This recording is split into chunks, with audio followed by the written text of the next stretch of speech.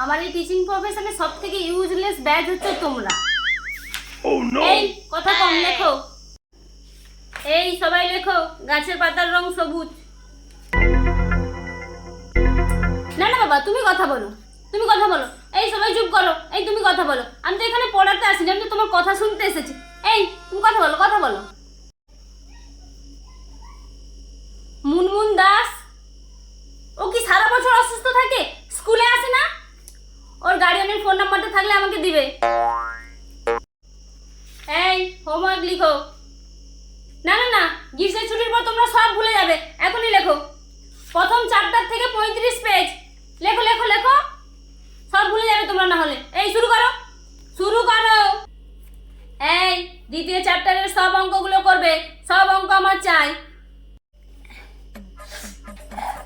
শুনো বাবারা, আজকে আমার শরীরের অবস্থা খুবই খারাপ, শুধু তোমাদের ইম্পর্টেন্ট ক্লাস থাকার জন্য আমাকে আসতে হয়েছে। এই তুমি ওরকম চুল বেঁধে এসেছো কেন? দুদিকে বিনুনি করে আসার কথা তো, ওরকম চুল বেঁধে এসেছো কেন?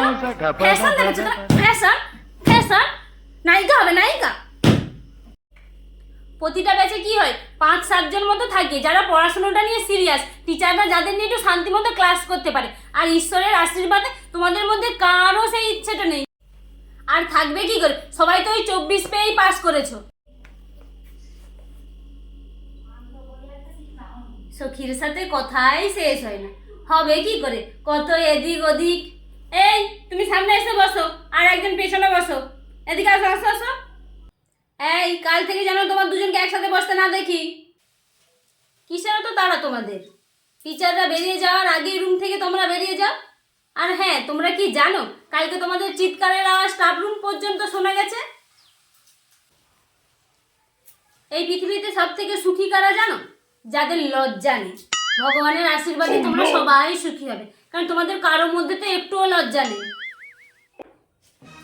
দেখছো দেখছো, পুরো ক্লাসটাই ড্যামেজ। আমি আজই হেড স্যারকে ইনফর্ম করব, আমি তোমাদের ক্লাস নিতে পারবো না।